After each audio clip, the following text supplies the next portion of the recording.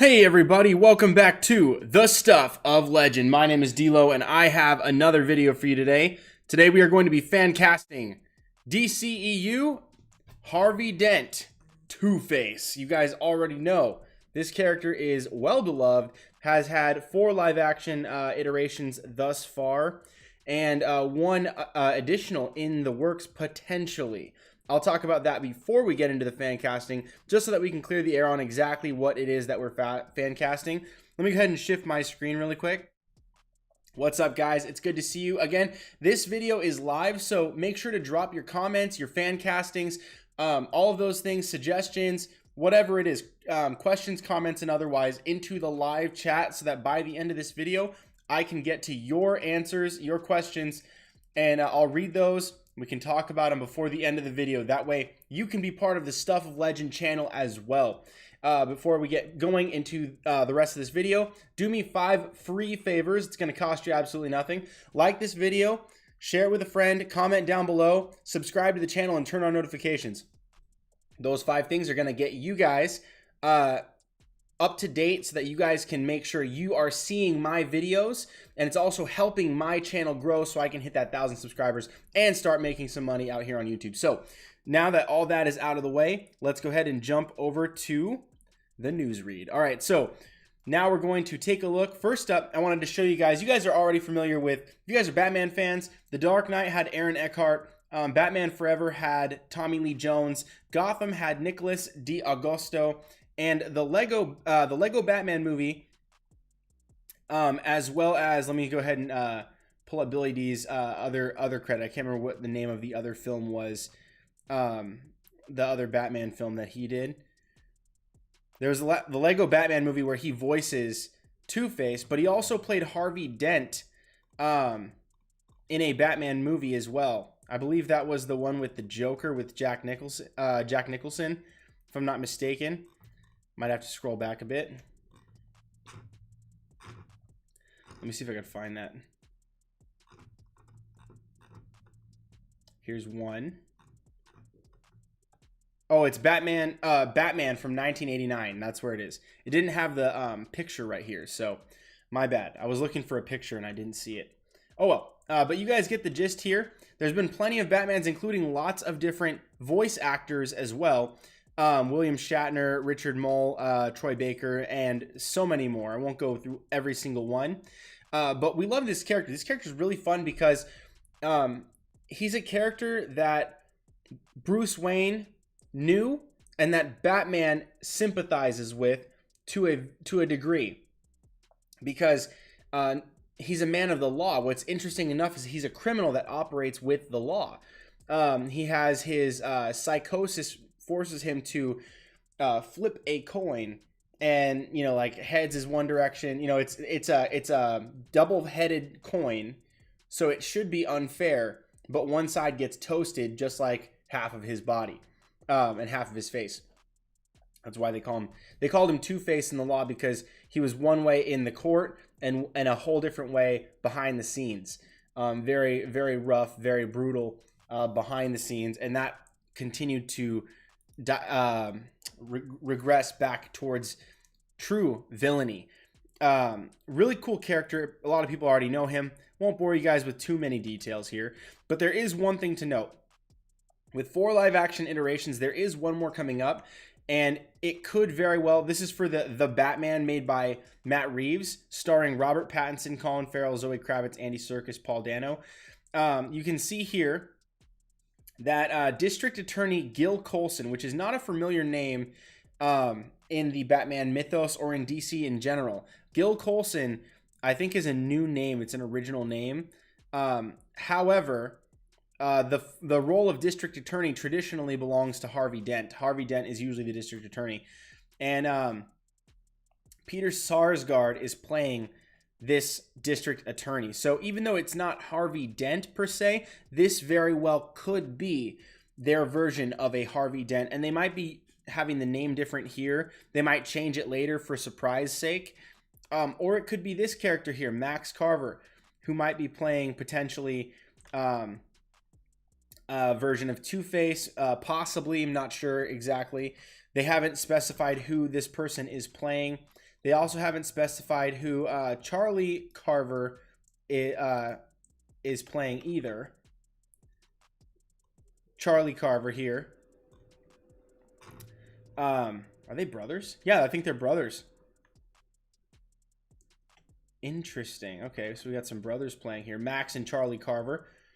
Likely relation. They look similar, and their names and their birthplace is both San Francisco. Grew up in San Francisco. So I'm not sure what that could relate to as far as villains, but there is potential here for another Harvey Dent. So I won't specifically be casting for the Matt Reeves Batman, although we can leave that door open. All right, that's a lot.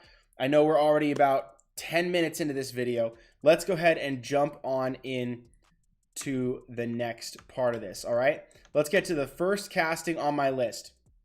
I got for you guys 10 plus 2. Okay, so 2 for bonus and 10 for regular. All right, so first up, we've got Julian McMahon. Julian McMahon is 51 years old and 6'2". He's got good stature. He's recently been in the show Marvel's Runaways. And he is also, you guys probably know him from playing Dr. Doom in the Fantastic Four in the early 2000s, 2005 and 2007. He's been in plenty of other things, including FBI Most Wanted. I really like this actor. I actually really liked him for Dr. Doom as well. I was bummed that they didn't get into, they didn't really do Dr. Doom justice, unfortunately, writing-wise. And I was really hoping he would come back in number 2. But he kind of had a cameo, like a little bit toward at the end, like end credit style, where it was like the box that he was trapped in moved, but we never got to see that come to fruition, unfortunately. And he was kind of more or less just the electric powers guy. There was nothing beyond electricity, which traditionally is not his power. He's a sorcerer. He's a technical genius. He merges technology and sorcery. I really like the way that he plays him, but I do think that he would do a good job with the role of a district attorney that is behind the scenes actually quite brutal. And I could really see him in this role to the degree that in the Fancasting Summit, which I held, Fancasting Summit number 5, Batman Rogues, I actually did this art here, and you're going to see my next pick on here as well. Pick number 1 is Julian McMahon, and you can see I just layered the face over this image and kind of merged it so it had the similar textures. And then as well on the right, you see John Hamm, my second pick, which we can get into right now. So next up is John Hamm. Again, he's 49 years old as opposed to the 2-year older Julian McMahon, but he is 6'1", 1 inch shorter than Julian. So Julian's a little bit older and a little bit taller, but they're basically right in the same range for both height, size, and in my opinion, I think talent as well. John Hamm has had plenty of roles that have been warmer, more friendly, I would say even more comedic roles. But I do think that John Hamm can really pull out a very good, serious performance when necessary. Baby Driver, Mad Men, he really is, I think, a very underrated actor. But he also looks quite a bit like the part of Two-Face, and I could really see this. Now, you can see this art here looks brilliant. William Gray did that. I'm going to go ahead and open this up in a new tab so you guys can see that. Check this out. Look at that. It's absolutely gorgeous. I love that. And I would love to see this kind of Harvey Dent as well. Harvey Dent first and then Two-Face as well. Perhaps as the story progresses, maybe he's already Two-Face when the story launches. It doesn't really matter to me how you want to approach that kind of a story.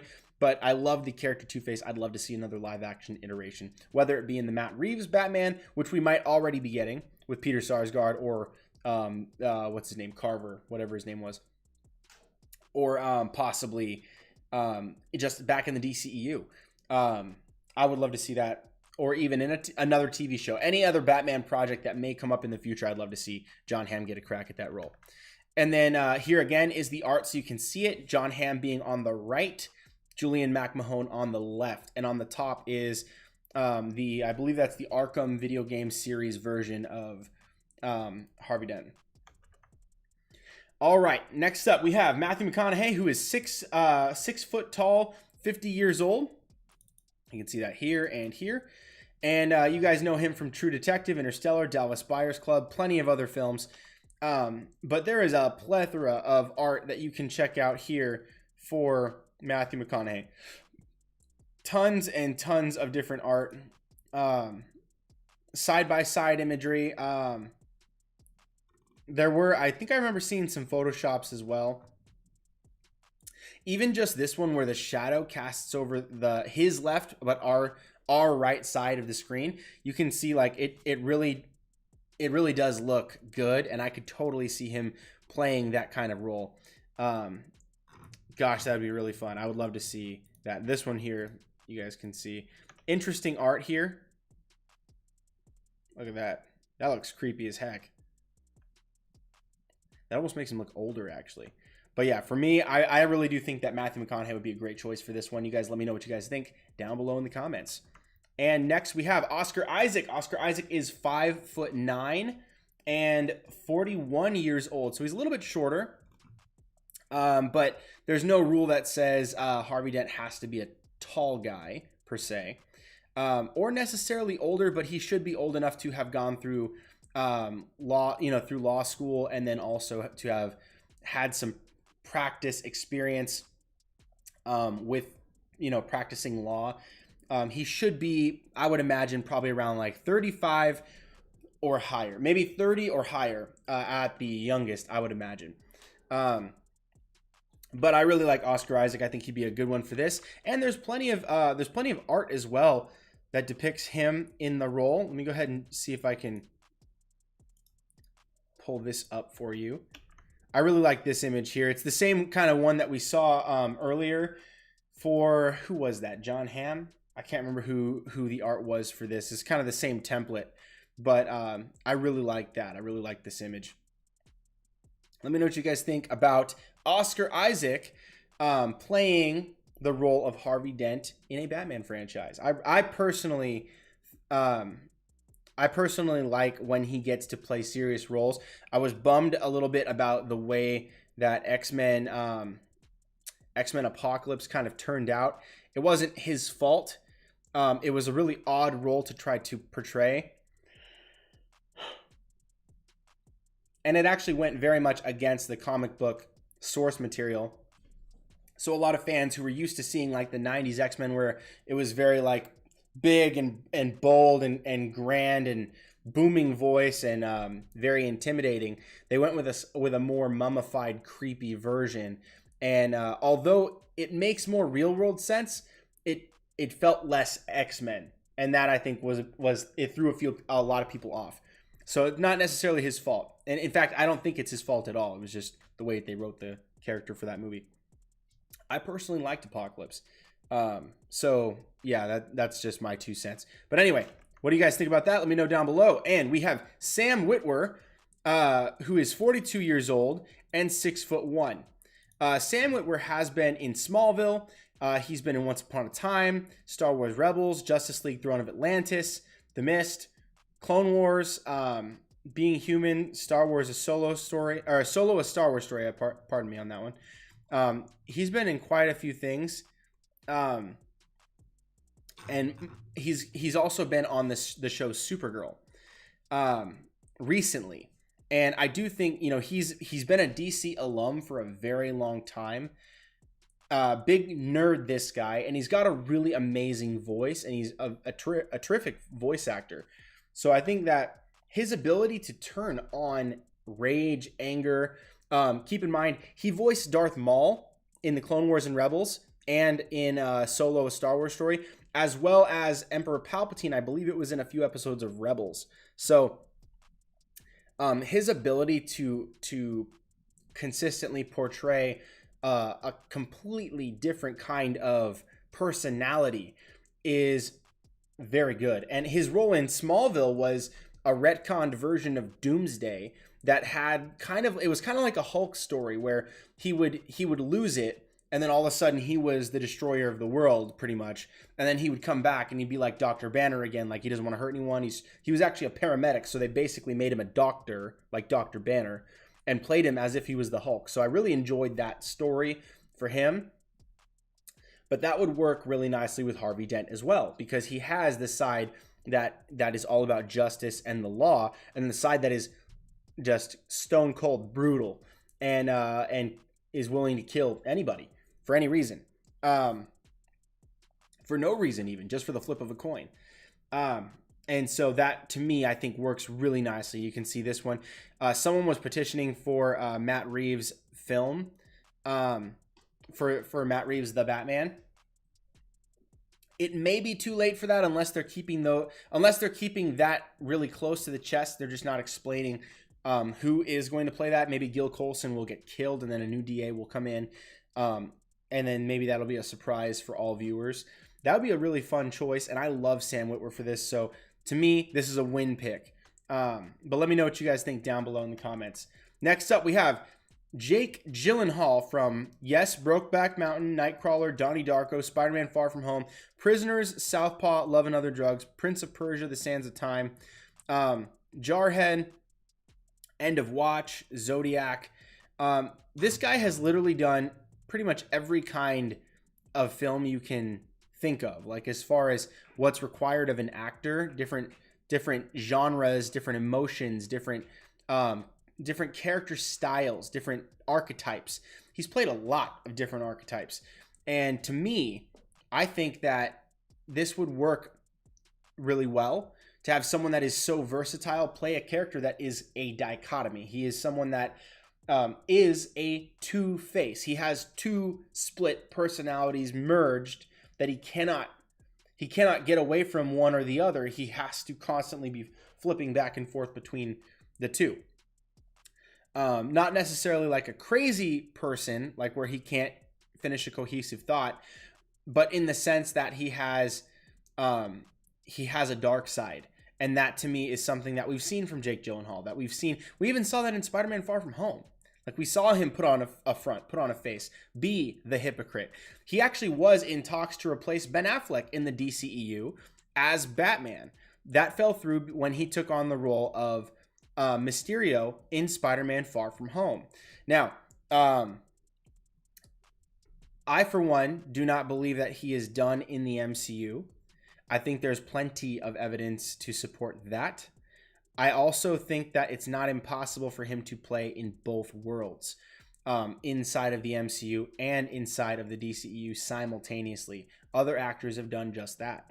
And I think that even if the role is more prolific, especially if it's a villainous role, I think he can get away with it because he's a villain in one, not a hero. He may come back, but I think that in this situation, him coming back as a villain for DC is also a safe bet, and I think that he could totally get away with that. So let's go ahead. I'll show you. There's some art here, just a couple of pieces, mostly side-by-side imagery. This one I thought was really interesting. This one I think might be better. This one looks like it was probably more, oops, hang on. This one looks like it was more refined, except for you have to zoom in a bunch to see that, but whatever. To me, I think that Jake Gyllenhaal is a great pick. Let me know what you guys think down below in the comments. Next up, we have Ben Barnes from The Chronicles of Narnia, Prince Caspian, and The Chronicles of Narnia, The Voyage of the Dawn Treader. Dorian Gray, The Seventh Son, and The Punisher, among many other things, including Westworld. To me, I really love where Ben Barnes took the character of Jigsaw in The Punisher. I want to show you guys one of these images that I think relates very, very nicely. This is an art piece where Ben Barnes' character here, he's all like cut up and stuff. This was kind of like the way that they said, like, oh, he was surgically kind of put back together, but he's got scars all over. They actually went really light with the scarring. The scarring, to me, I mean, it was noticeable, but it wasn't the kind of scarring I would personally think would be very psychologically destructive. I would imagine that where did it go? This one. Something more along the lines of this, like where he looks like an utter Frankenstein. That, to me, would break somebody.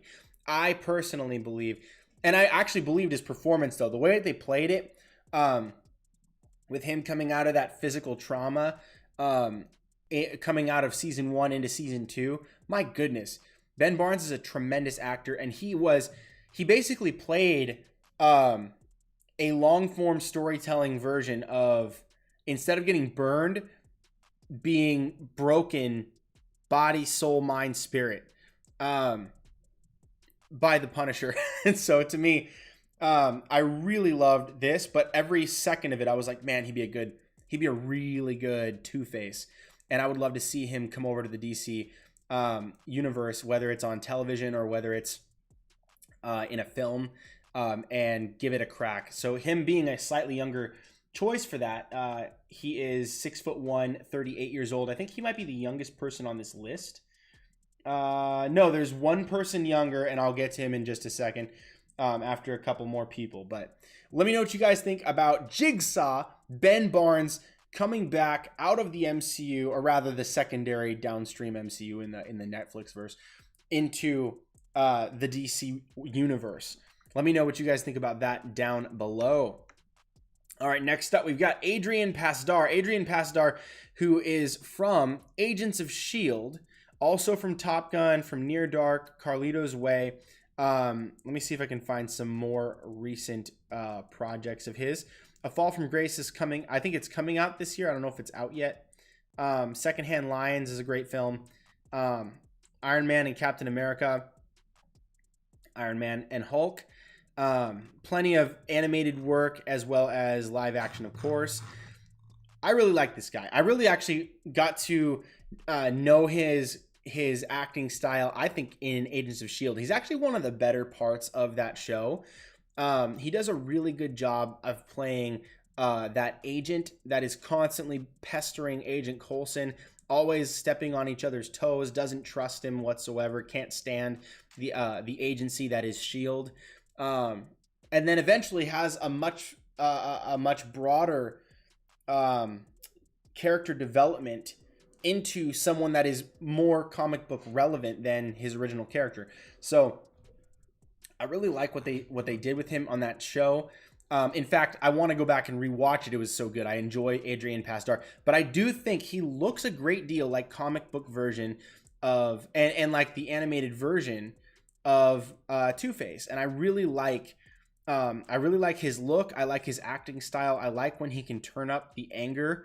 I love when he can turn on the rage. He did it many times in Agents of S.H.I.E.L.D. Really love those scenes. And to me, that works really well for Two-Face. I would really appreciate to see him as Two-Face. Let me know what you guys think about Adrian Pasdar down in the comments below. And next up, we have Michael Fassbender at number 9. He is 6 feet tall, 43 years old.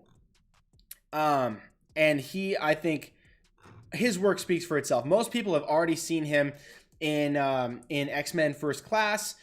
People have seen him in even though Assassin's Creed wasn't that great of a movie, I thought he did a good job. So Assassin's Creed, he was good in it, regardless of how the film came out. Prometheus, Alien Covenant. I haven't seen Steve Jobs, but maybe you have. Dark Phoenix, 12 Years a Slave, Inglourious Bastards, X-Men Apocalypse, X-Men Days of Future Past, 300, Macbeth. You guys have seen him in plenty of things, and he is really freaking good. He's a great actor, and again, I think he looks like the role. So he might be one of the most high profile, maybe next to Matthew McConaughey on this list, as far as if you were going to make a project, it would probably cost the most to get him. Possibly Matthew McConaughey, maybe probably Matthew McConaughey. But if not Matthew, I think he would be the next biggest name on my list, probably even more so than Jake Gyllenhaal. I really like Fassbender. I really think that he does such a good job with anger, with rage, but also with empathy. He can be very he basically did a really good job of humanizing Magneto, which is it's the goal with Magneto, because Magneto was never intended to be a villain. He was just supposed to be like the Malcolm X to the Martin Luther King. Neither one of them were necessarily wrong, They had different outlooks on life. They had a different worldview. And that's kind of what Magneto was supposed to be. Many people have just gone outright and been like, he's a villain character. Doctor Doom is a villain character. Magneto was never intended to be a villain. And I think that element would help humanize the character of Two-Face even when he's being a villain. And that's, to me, I think, a quality I would really love to see from an A-list, top-notch actor like Michael Fassbender. Let me know what you guys think about him down below in the comments. Oh, yeah, one more quick look at this. Look at this. William Gray, great freaking work on these Photoshops, man. Whoever you are, you deserve some props. I'd love to have you come on the show and just plug you, dude, because that I would love to see more of your work. I'm enjoying these very thoroughly. In fact, I'm going to go back and put your link. I'm going to find you, put your link in the comments of this video, and then that way we can share the love. All right, Hugh Jackman next up. This is number 10. Number 10 is Hugh Jackman at 6'2" and 51 years of age. He's not the oldest on my list, and he's not the tallest on my list. Actually, wait, maybe he's tied for the tallest. That's what it was. Tied for the tallest on the list. And you guys know him. He's Wolverine, all right? So do we have to get further than that? I mean, Prisoners, another great freaking film. The Greatest Showman, another great freaking film. If you add together his performance in Logan and his performance in, I would say, Prisoners more than The Greatest Showman, but you get two different people, two very different characters, two very different personalities, and you put those together and you kind of toggle those depending on the situation in the Batman film, and you've got yourself one heck of a raging roller coaster ride of performance with Hugh Jackman. Again, very much, I think, like Michael Fassbender, he is tremendous. He can do quite a bit, and I think that his time as Wolverine, I know a lot of people are trying to get him to come back. I'm not sure that will happen. I'm not sure that Kevin Feige wants that to happen in the MCU as far as like returning in Daredevil. Returning in Deadpool or returning for like a Spider-Man movie or whatever, Avengers. I'm not convinced that's where they're going. I'm not convinced. I think that they may choose to do that in like Doctor Strange in the Multiverse of Madness, have like a Tobey Maguire cameo, have a Hugh Jackman cameo. That's my speculation. I think that they may choose to do it in that fashion so that out there somewhere in the universe that exists, but they're not going to do that for their own continuity. It's not going to be Hugh Jackman returning. So I think don't waste that talent. Shift it over to DC and get this bad boy into a villain seat. I think that would be super cool. So if he doesn't get to play like Sinestro in the Green Lantern Corps, he should probably be playing someone like Harvey Dent Two-Face. Would be amazing to watch. I would freaking love that. Now, I wasn't able to find any fan art for Hugh Jackman as the role, but you can see here this image I think has a little bit more of a square jaw than Hugh Jackman does, but the image is actually fairly similar to Hugh Jackman. You just got to go really mad with Hugh Jackman to get this kind of expression. Very mobster, very mob lord. I would love to see that kind of like the Italian mafia type of character come out of Hugh Jackman, because that would be absolutely epic, especially going against a mob lord version of Penguin. Maybe even Paul Giamatti. That'd be awesome. Gosh, that'd be so cool. So you guys let me know what you think about Hugh Jackman as my number 10. And I have two bonus picks for you guys that I think you guys might be able to have some fun with. I'm going to show you guys my youngest pick of all of my choices. And then another pick, which I think will kind of bring history around to a place where it has not yet gotten to go. So you guys tell me. Let's go to the first bonus pick, all right? Bonus pick number 1 is Henry Cavill. Yes, I have chosen Henry Cavill, the Man of Steel. Now, I understand. The reason why I put him in the bonus is because, yes, he's obviously literally the head figure of the DCEU. So how can I fan cast him to be in the DCEU? Well, here's one thing. This is a bonus pick because in the incident that the DCEU gets disestablished And for instance, Harvey Dent is to be cast not as Gil Colson, but as actual Harvey Dent in the Matt Reeves Batman, or perhaps in another Batman property that may come in the near future, or an existing one on CW. I think it's still possible to get Henry Cavill to play Two-Face if it's going to be a very serious, legit role in a project, perhaps the primary villain, maybe even in Matt Reeves' second or third Batman film. To me, I think it works really well. Specifically, I think that he has the acting capabilities for sure. As a lawyer, playing the Clark Kent type works very nice. Maybe talk a little bit faster, but him as Geralt of Rivia also shows us that he has that, like, you don't want to mess with me angle to him. And I think that his appearance specifically is absolutely perfect for this. Now, I didn't do any Photoshops. I wish that I had taken a second and done some Photoshops here. Oh, that's another good one right there, Frank Grillo. I didn't add him to my list, so I won't mention him, but you guys let me know. If you guys put that in the comments, I'll pull it up officially. But the Henry Cavill, to me, like, he looks, the jawline, everything about his aesthetic to me would be a perfect Two-Face. I mean, look at that face. Now look at this face. Let me see if I can zoom in on this. All right, you see that? It's just really strong features. I think that one side would look good, not in the sense of like, oh, it looks nice, but like it looks morally good. He looks like someone that you could like trust trust your kids with in a pinch. Like, you'd be like, hey man, could you watch my, like, not that you would, that's not responsible to do that with any old person. Or even someone you'd think is good, but like someone you have to know, right? But he's got that kind of face, like a very trusting face. And then to see that devolve into a murderer, stone cold murderer, that to me would be really fun.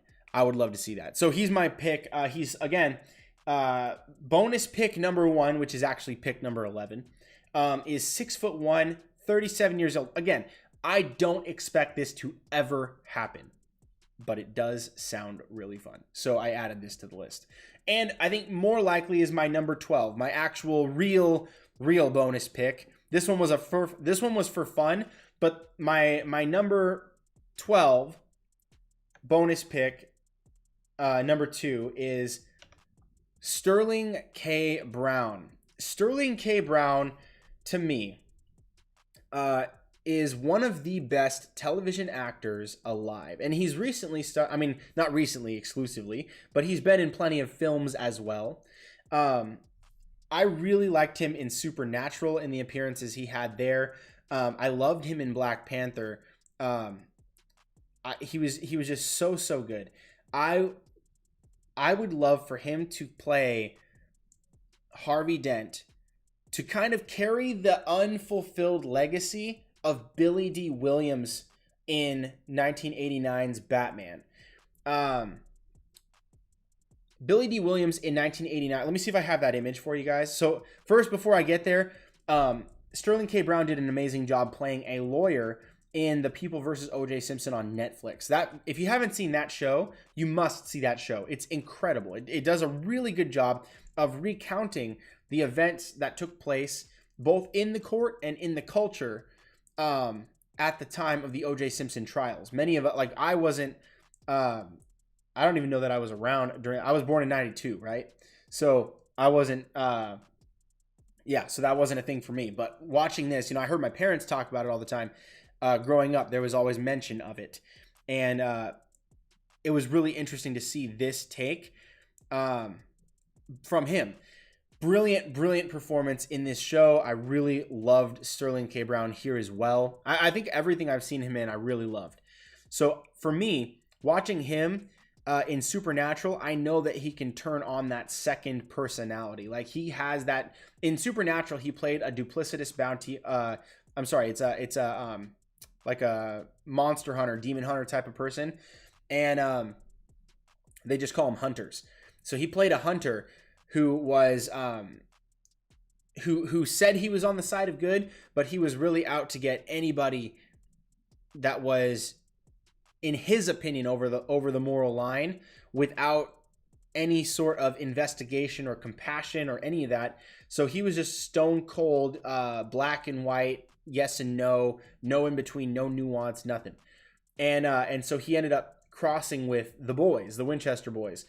You see him go from the family friend to I'm gonna straight up murder you right now, really fast. And then you even take that another step further when he gets bit. I think it was by vampires at that time, and then he became a vampire. Really cool storyline. But you see him pull out these amazing transformative performances where he goes from one personality to the next, to the next, to the next. And then in this show, the O.J. Simpson trials, he really did become another person. It was really cool to see a person that is visible in on the internet with history. Like, he was able to really recreate another person very accurately. So I was super thoroughly impressed. And again, as a lawyer, did an amazing job. So I would love to see him play the lawyer, the Attorney General, Harvey Dent, and kind of pick up. And look at this. You can see this guy, Coy Jandrew on at Twitter, did his Batman fan cast and said the same thing. Sterling K. Brown here, baby. I really like this idea, especially being, you know, Two-Face played by Billy D. Williams. He never really got to make it all the way through. You saw him here on the stage and it said Harvey Dent District Attorney, but he never actually became Two-Face. There was supposed to be a direct sequel where everyone came back, and then when they made the next Batman movie, that wasn't the case, and they never got to see him become Harvey, go from Harvey to Two-Face. So in that same way, we've had a black Harvey Dent. To me, this works brilliantly. I would love to see this. Plus, it is pretty cool that Billy D. Williams actually did get to reprise his role and actually play Two-Face in a vocal role in Lego Batman. That's one of the reasons why I love Lego Batman, is because they did a bunch of deep cut stuff that helps to satisfy Batman fans from the legacies that have happened over the years from every single generation, including ours now, which is amazing. And I absolutely loved it. So to me, Sterling K. Brown is the guy. All right, so let me know what you guys think about Sterling K. Brown playing Harvey Dent Two-Face in the comments below. And before we move on to the very next page, I want to go ahead and take these comments so that if there's more castings that you guys want to add to this list, I can do that right now in the live. So let's go ahead. I'll answer any questions, comments, and then if there's any castings, we can look at those as well. All right, Daniel's Hot Topics. What's up, dude? He says, hey, Daniel, what's up? I sent you a few vids on the Marvel vid, or I sent you a few vids on the Marvel vid you did, and you made. I was just watching it. Awesome. I'll check. I'll go back and look in the comments and see what you had added down there, because I'd love to take a look at those things. I won't do those right now, but I will do those after after the fact. And then Daniel's Hot Topics again says, the Doctor Doom in the 2005 and 2007 was great. The actor who played him was a joy to watch. I wish they would cast him as someone else in the MCU. Yes, they so with Julian McMahon, I think that's his name. Yeah, McMahon as Doctor Doom. He was a joy to watch. He was very good as Doctor Doom. I thought he did an amazing job. I even really liked the costume. I actually really liked the way that they did the costume. I thought it was very faithful to the original costume of Doctor Doom, to the classic stylings. And to me, that works perfectly. The bummer for me was that they made him Electric Man instead of, like, his powers were pretty much exclusively electricity, and it was absorbing electric energy. So he was very limited in power. And obviously I think the goal was to stretch that out so he would come back. But they never got to that, which was a bummer. They should have started with maybe Mole Man. I think the next time we see Fantastic Four, they'll probably start with like Mole Man or Puppet Master, one of those two.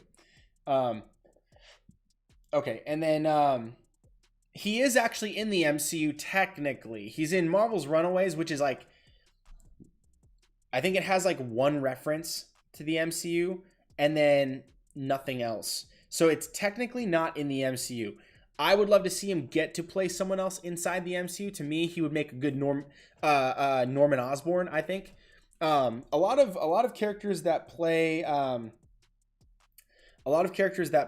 Green Goblin, to me, would work really well as either one of three Batman villains: the Joker, Scarecrow, or Harvey Dent, depending on which aspects of Green Goblin you like from that performance. You know what I'm saying?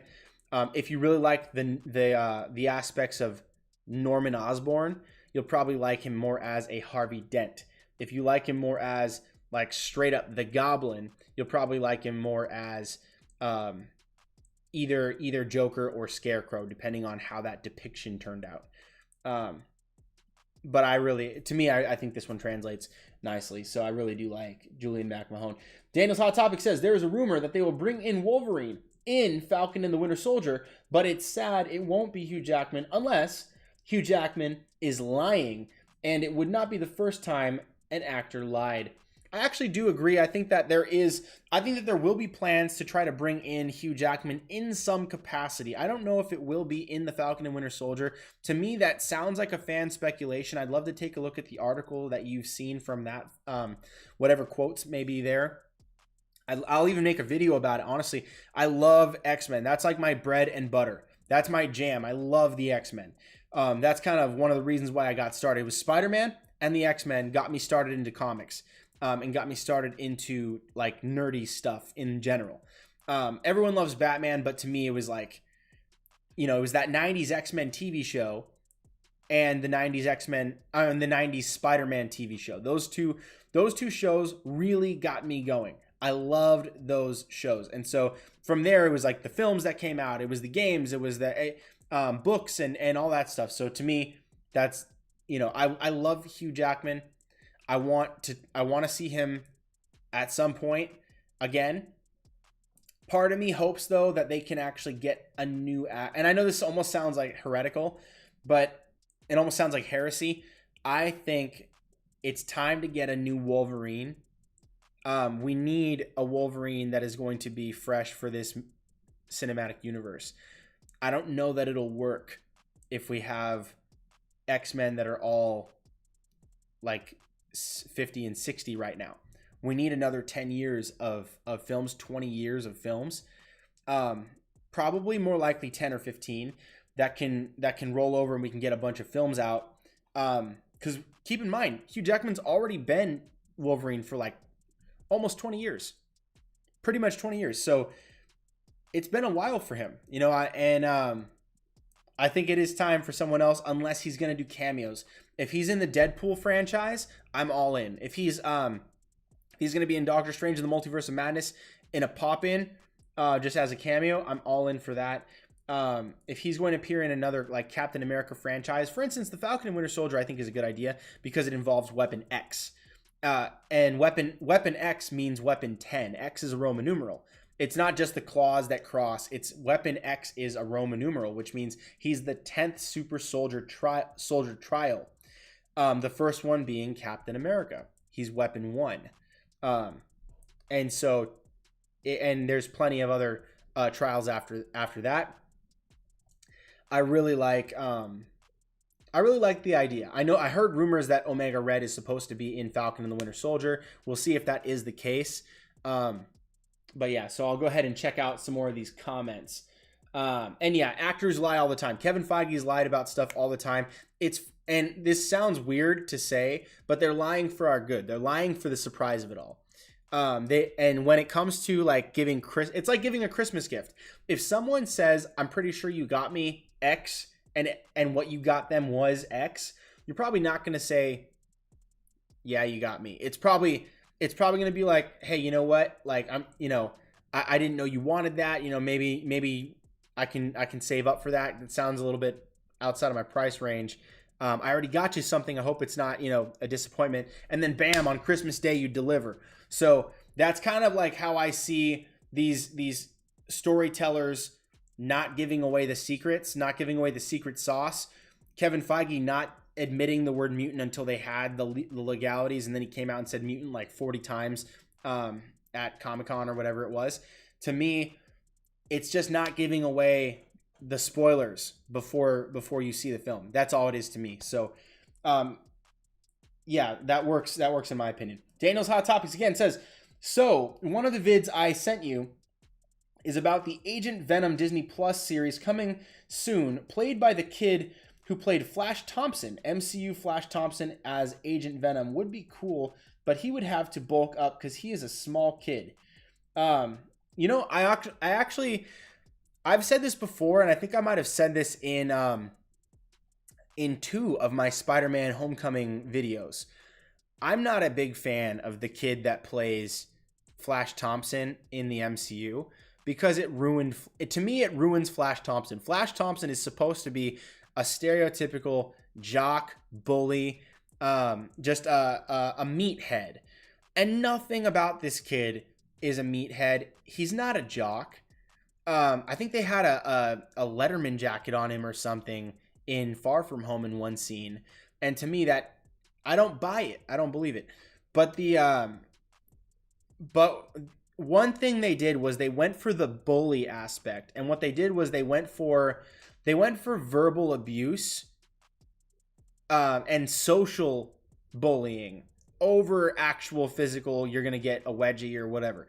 So it was just a kid that was apparently really good at making fun of people, was mocking him publicly at his house and just calling him names and stuff and really having a laugh. And so they went for the like new bullying. They went for like social media bullying. They went for just that kind of bullying, which exists. It's real. It's a real thing. I understand that. It's just not Flash Thompson. Flash Thompson's style is different. So they retconned that for this. And I'm with you. That kid's going to have to bulk up like a lot if he wants to play Agent Venom. To me, you don't just get to play a superhero and not look like a superhero. You don't get to just, you don't get to look like me and play a superhero. That's kind of like what it is. And people complain a lot about like the impossible body standards put onto women in films. It's worse for the dudes. It's worse for the dudes. Dudes have to look more jacked than the last person that had that role when it comes to superhero roles. Or like the last person that just got cast in a superhero role. Look what Kumail Nanjiani had to do. You think he's ever been that ripped in his life? He had to get so jacked. He's rivaling Hugh Jackman's like mid-30s photos or like early 40s photos. That's kind of like where Kumail Nanjiani had to bulk up to. Like he's looking good, flipping good. No body fat, pure beef. The guy looks awesome. For the Eternals, he's probably going to be wearing a robe the whole time. Like what do you and so like to me it's kind of crazy. When someone like Robert Pattinson comes out and is a total idiot. I mean, he can have his opinion. And I think I've made a video about it. If not, I'll make another video. I think I've made comments in videos about it. I haven't made a designated video for it, and I will do that. But Robert Pattinson's comments about working out being part of the problem, to me, is him needing an attitude adjustment. I think he has a really bad attitude. I think that he is I think he may be ignorantly insulting. Like he might not be recognize that he's doing it. Maybe. I don't see how that's possible, but I'll give him the benefit of the doubt. I'm not sure that he knows he was insulting Zoe Kravitz by using those two sentences back to back, like talking about how she was working out. He was offered weights. He's not going to do it. And he thinks that anyone who works out for these types of roles is part of the problem. First of all, it's like, can you please define what you mean by the problem? Second of all, why are you such a douche? Like that to me is like, have some appreciation for the character Batman. Batman's always ripped like this. And, like you can get away with fat Thor, in a sense. A lot of people were not happy about that. A lot of people were really upset by that. A lot of women were really upset by that. I think a lot of dudes appreciate it because a lot of us end up like looking like dad bods, you know what I'm saying? Or father figures. But in that same breath, I would say it can work like Pattinson could be right in that bear in mind, give me a sec, let me finish the thought before you log out of this video for me saying this. But he could be right in that Batman's version, the version of Batman that we're getting in the Matt Reeves movie, is not necessarily the world's greatest fighter as far as we are aware. He's not necessarily the world's greatest mentor figure. He's not necessarily like, for instance, the world's greatest lover, like he has been in the past with like Val Kilmer. Like he's not the great moralist that Christian Bale's Batman was. He's not. He might be, but he might not be the brutal Batman that we got with Ben Affleck. He's going to be the detective. Batman is the greatest detective, and that's what Matt Reeves said he was going for with this film. He wanted a detective Batman story that's going to focus on the brain of Batman, not the brawn necessarily. It'll surely have fight sequences, I'm sure. There's no doubt in my mind it'll have fight scenes, but he started training some jiu-jitsu. He looked like he genuinely knew nothing about what he was learning in the clip of him trying to do like an armbar, like just trying to figure it out. And it's like, okay, I get it. You're just training. You're walking through steps. It doesn't mean you don't know anything, but he looked really inexperienced. And then he talks about how he's not doing any of the workouts. And it's like, look, I think he's lazy. I think he's going to focus on his strengths, and that's fine. We have stunt doubles for that. There's going to be body doubles for sure. I mean, it does take away from the movie a little bit in my mind, just knowing that about him, about what's going to happen. It gives me much more of an appreciation for Ben Affleck, that's for sure. But to me, that's kind of where we're at with that. And for Flash Thompson to bring this all around, I think Flash Thompson will need to bulk up if he's going to play Agent Venom. Frankly, I think if they're going to do Agent Venom, they should recast, in my opinion. He's not a bad actor. I think he's not a great Flash Thompson. The MCU's done a really poor job with ancillary characters, I think. With villains, it's actually been splendid. I've loved the villains. I enjoy Tom Holland, but I think the secondary ancillary characters that are just along the sidelines and in the story from here to there, except for Happy, I think all of them are pretty much nothing like they should be. Michelle Jones is an original character, not in the comics. She's part of just the MCU version.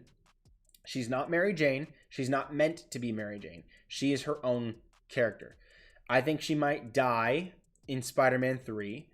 And I think that will be a huge motivating factor for Peter. And then an end credit will pop up where there is a Mary Jane or is a Gwen Stacy or is some, a Black Cat or some other lover that he can then start to pursue that gives him just an ounce of hope towards a future with a lover. I think Michelle Jones is going to be a throwaway character that will die in a very lovable way at the end of Spider-Man 3. That's my opinion. I don't have anything to back that up. I just think that Spider-Man fans, there's a lot of people out on Twitter and on Instagram that seem to really love Michelle Jones.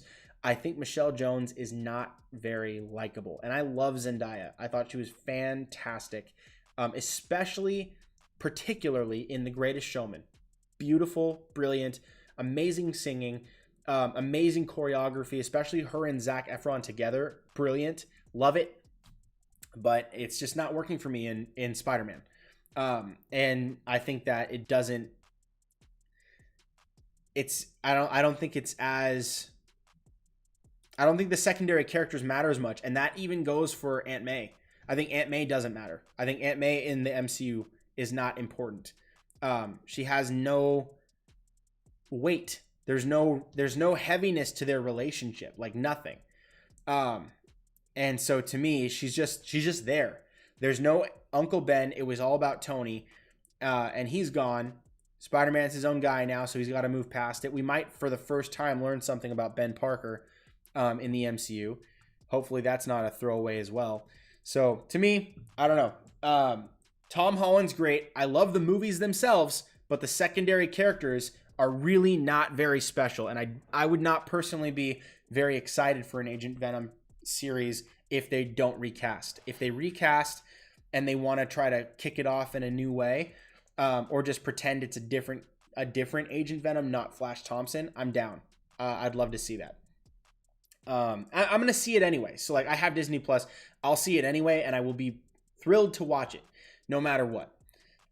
So I don't mean to be such a downer on that. Honestly, I apologize for that. I'm usually not this negative, but I take Spider-Man very seriously.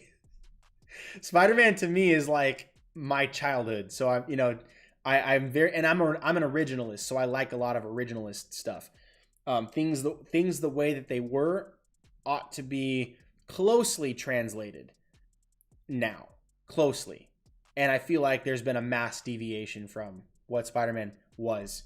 So yeah, that's kind of where I'm at. Next up, Daniel's Hot Topic says, bulk up because he's a small kid. Oh yeah, we already read that, yes. Daniel's Hot Topic says, I'd rather have Matthew McConaughey as Two-Face. Me too, brother. And then he says, but Matthew McConaughey as Norman Osborn would be way better. I also agree. So if I had to choose between Norman Osborn, Matthew McConaughey, or Harvey Dent, Matthew McConaughey, I'm taking I keep saying I'm thinking Norm Macdonald because I love Norm Macdonald, the comedian. But Norman Osborn to me would be the best possible scenario for a superhero, supervillain casting for Matthew McConaughey. So yes, I completely 100% agree with you on that. The Spider-Man show, what's up, my man?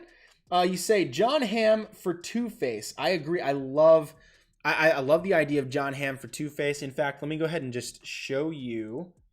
Where is my... Here we are. John Hamm is on the bottom right here, so you can see that.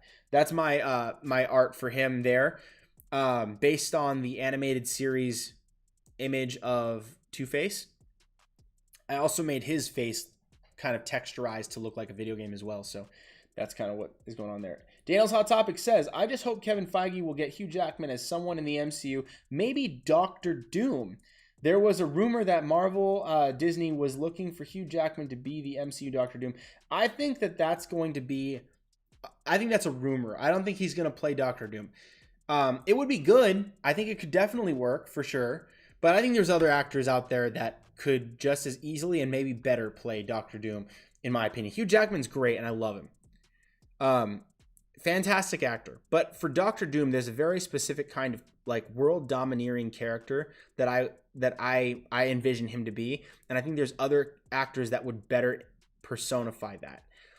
Whereas I do think that for a character like Wolverine, or in this case Harvey Dent, I think that it works really nicely to have Hugh Jackman there, or Sinestro for the Sinestro Corps, for like Green Lantern. And then the Spider-Man show replies and says, nah, Jackman will always be Wolverine. He will always be Wolverine, and we'll always remember him with love and respect forever. Daniel's Hot Topic says, yeah, but we got to get him in the MCU, and he probably won't get him in the MCU as Wolverine.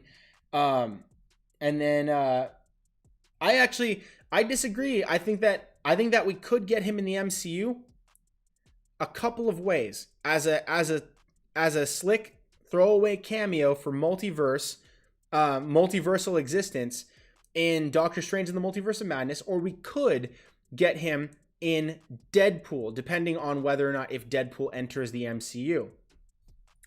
I think it's likely. I think that there's probably a 40% chance that he does enter the MCU through Deadpool. I'm sorry, let me rephrase that. I meant to say, I think there's a 40% chance that Deadpool winds up being MCU continuity. And if that happens, I think it's almost 100% chance we could get Wolverine as a cameo that way. Because we sort of got him in a cameo at the end of Deadpool 2, where he goes and he's shooting himself at the end in a bunch of different franchises, Green Lantern and a bunch of other things. He goes to the Wolverine Origins scene where Wolverine's claws come out. You don't see Hugh Jackman, but it's supposed to be his arm from that scene. And then it pans and it shows Hugh Jackman, but it's the clip from the old movie. So it's not really like a new scene shot. It's the old scene. And so I think we could actually get him in the MCU that way through Deadpool, if Deadpool gets into the MCU, which I think is probably a 40% chance. And it'll be loose continuity. It'll be like how the Netflix thing worked, where Deadpool recognizes the MCU, but the MCU does not recognize Deadpool. I think that's kind of more or less how it'll work. And people could probably visit Deadpool, but they won't advertise that. It'll be like special cameos and stuff. So the Spider-Man show says, kind of like the idea of Sterling K. Brown as Two-Face if they want to race swap him. Yeah, I actually, and if you guys know me on my channel, I actually do not, I'm not a big fan of race bending. Unless the character is an isolated character where you do not know who their family is, you don't know really what the culture is supposed to be, you don't know, like, and it doesn't actually change the story in any way. In some cases, it absolutely does. Like if you were to try to race bend Storm, for instance, that doesn't work. If you were to try to race bend Magneto, that doesn't work. And I've heard a lot of the arguments, like John Campea has presented, plenty of people on the internet have presented, of changing the origin story of Magneto from World War II concentration camp. You know, Eric, what's his last name? Lencher, Eric Lencher, to an African slave, or you know, like that sort of thing, where he had a different sort of slavery type of background. To me, that would be and I don't mean to sound disrespectful. It sounds to me like a huge bummer. I really appreciated growing up the World War, and I know everyone does, but being an originalist like I am, I really appreciate the World War II aspect of Magneto's character development. And I think that you could retcon it, but to me, it's a different character. It's not the same. It doesn't play out the same way in my brain. And so, like, to me, in the case of Harvey Dent, I think that, you know, you don't know who his family is. He is his own person. There's no children involved. There's no mother or father. There's no cultural background tied to Harvey Dent. He's a lawyer. He's a villain. He's duplicitous.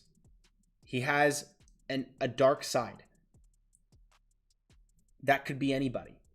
You could have anybody play that. And that's coming from me. I'm not a big fan of race bending. I don't like saying race bending, but color swapping, you know, like, or culture swapping, or whatever you want to call it. You know, we're one race. You know, there's only one race on Earth, human race. But you know what I'm talking about. Like, it's the phraseology is called race bending. I'm not a fan of that usually.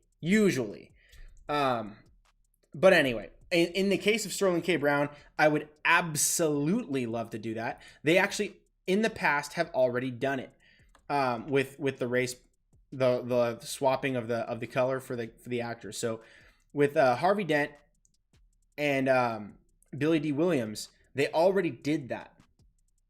So it would simply be doing it again. It's the same thing as like Zoe Kravitz coming in. She's not the first black Catwoman. You know, I think she might be the first. She might be she's the third one, and it's the second time she's played the character. So third actress, but the fourth iteration, if I'm not mistaken, that is African American. I don't even know if that's accurate, because she's not African. She's black. I don't think she's from Africa at all. Okay, anyway. I don't know enough about that. But so forgive me for all that chaos. But with the Daniel's Hot Topic the Spider-Man show says, I think Pattinson is trolling about workout. It's possible. I mean, if Pattinson is trolling about workout, usually with any kind of like sarcasm, usually with sarcasm, there has to be a tell. So like if I tell you, you know, like my goodness, what an amazing day I had today. You know, I might be telling you that with like sarcasm in my voice because I might have had a hard day. And if that's the case, usually there's some sort of like a nod or like a shaking of the head or a wink or a look or something like, oh man, did I have a good day? You know, like something like that, where I kind of like, I look at you. There's usually some sort of signal that I'm not saying what I'm saying. You know what I mean?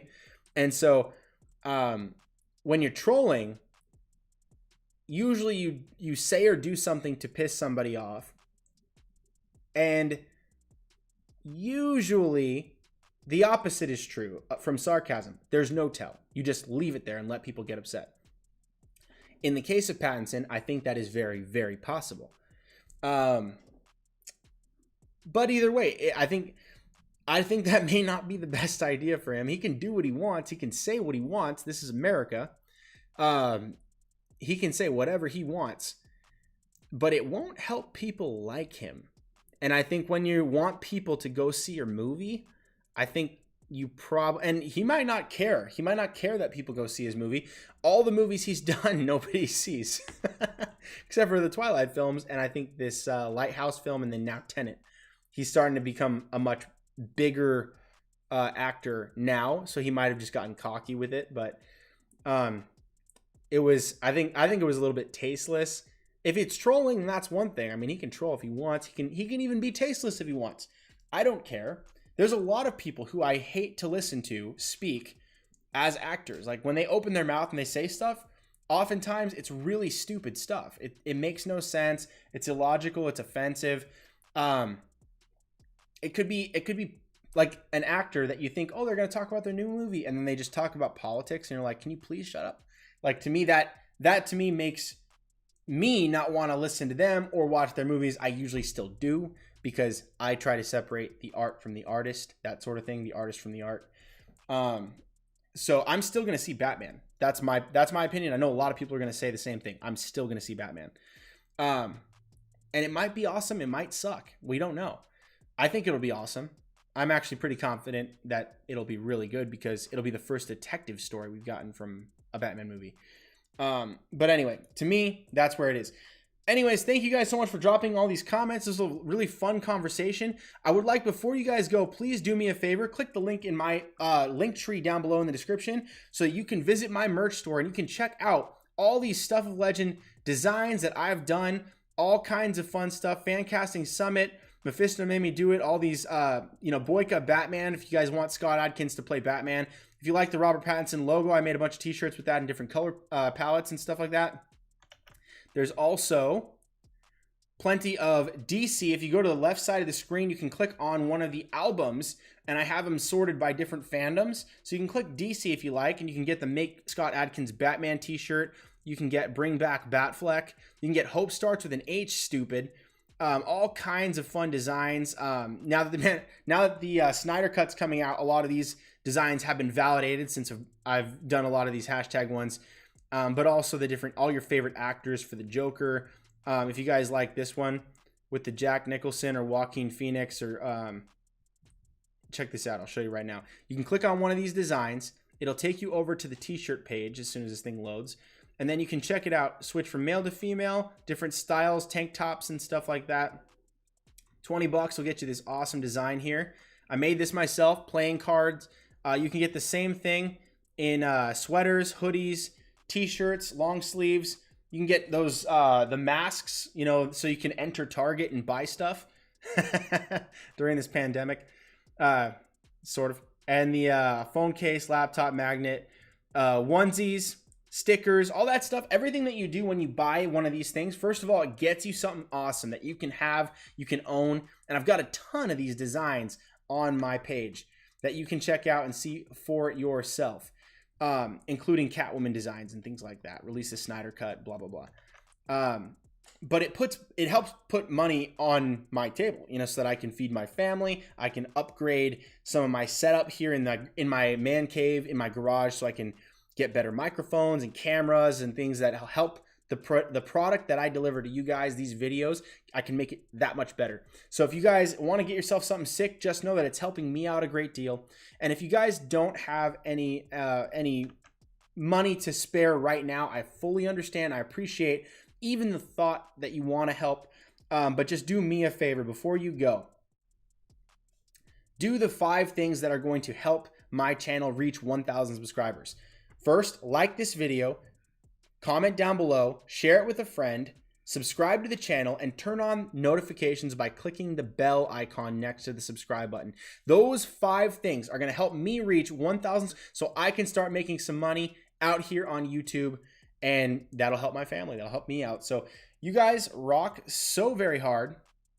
Am I glitching right now? Okay, it froze for a second, but I appreciate everything you guys do for me. If you guys can get yourself some sick merch, go ahead and do that. That helps me out. And if you can't, remember the 5 steps.